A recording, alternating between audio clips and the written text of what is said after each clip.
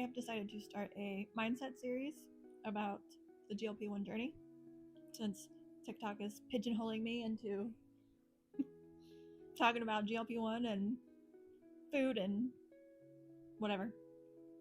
So today is part 1, and we're going to talk about food noise and what food noise actually is. Before I started my GLP1, I had no idea there was even a term called food noise. And then once I found out what food noise meant, I was like, oh, that's not me. I don't really have a lot of food noise, I don't think. I didn't feel like I was constantly thinking what's for dinner, or I don't know, just constant thoughts about food. And if anything, I would get fatigued. It was just a constant battle trying to figure out ideas for dinner.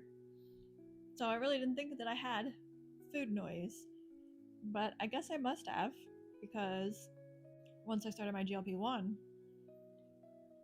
it was gone. I guess I did have it in regards to certain things. So like I would crave like brownies. Like if I got it in my head that I felt like I wanted a brownie from Wawa, it was in my head and I couldn't get rid of it until I went and got the brownie from Wawa. Or if I was craving like a certain food, it was in my brain until I satisfied the craving. So I guess that's also a sort of food noise, but it was just all gone when I started my GLP1. I no longer craved anything. I didn't even really think about food. And then I even had some food aversion, which was really bizarre because I've never had that before, where I just, foods that I loved, like chicken wings, I was like wanting to gag. I didn't want them. It was so bizarre. And then just not even thinking about dinner or when the next meal was happening. Like there was just no chatter in my brain about food whatsoever. Like I wasn't craving anything. I wasn't thinking about food. I wasn't thinking about my next meal. Like I was having to remind myself, oh yeah, you should probably eat now. Oh yeah, you better eat something because you didn't get your protein in today. It's more like food noise is like this background hum of thoughts in your brain that are food centered. And once I started the GLP1, it's like a switch was flipped, and that constant hum of noise was just gone. It was just quiet.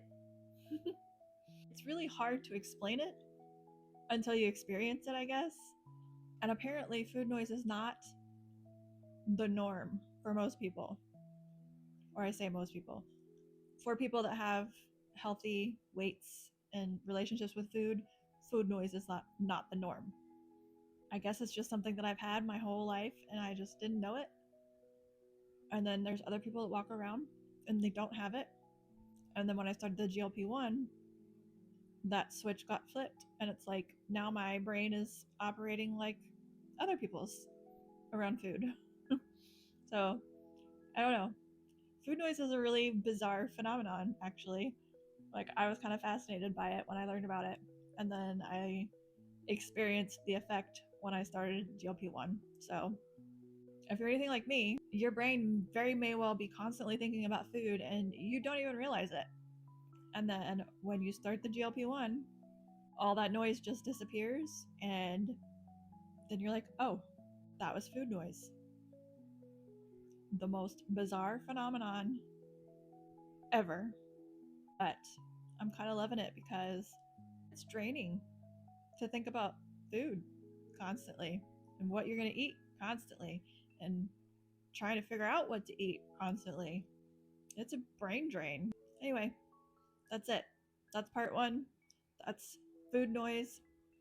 And you really just don't know you have it until suddenly it's gone. It's crazy.